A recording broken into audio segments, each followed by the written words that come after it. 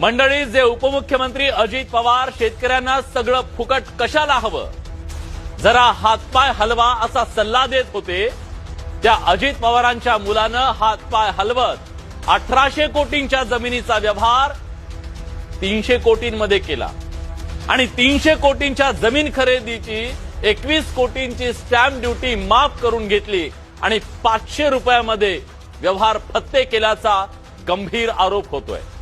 पुण्यातल्या अतिशय उच्चभ्रू भागातल्या 40 एकर जमिनीच्या घोटाळ्याच्या या प्रकरणानं महाराष्ट्राच्या राजकारणात भूकंप आलाय। मुख्यमंत्र्यांनी प्रकरणाचं गांभीर्य लक्षात घेत कारवाईचे आदेश दिले।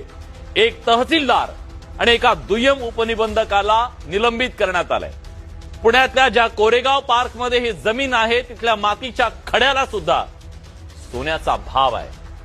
महार वतनाची 40 एकर जमीन विकत घेताना कागदावर जी कलाकारी करण्यात आली ना, ती पाहिली तर तुमच्या तळपायाची आग मस्तकात जाईल, तुमचे डोळे पांढरे होतील।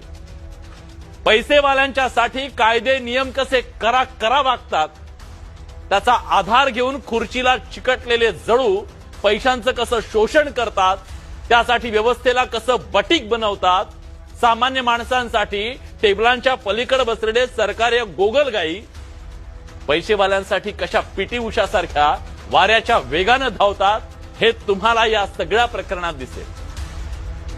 जेव्हा महाराष्ट्रातला शेतकरी आपलं आयुष्य आणि भविष्य ते पीक वाचवण्यासाठी धडपडत होता ना, तेव्हा पडद्याच्या मागे हे कोट्यवधींचे व्यवहार सुरू होते।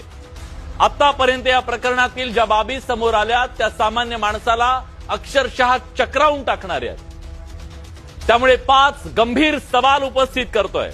प्रश्न क्रमांक 1, वतनाची अहस्तांतरित जमीन खरेदी करताना गैरव्यवहार झाला का? प्रश्न क्रमांक 2, 21 कोटींची स्टॅम्प ड्युटी माफ करण्यासाठी खोटेपणा केला का? प्रश्न क्रमांक 3, 1 लाख भाग भांडवल असलेल्या कंपनीनं 300 कोटींची जमीन कशी खरेदी केली?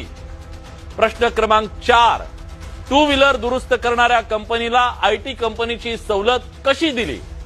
आणि प्रश्न क्रमांक 5, अमेडिया कंपनीला फायदा पोहोचवण्यासाठी कुणाचं बळ वापरलं गेलं का?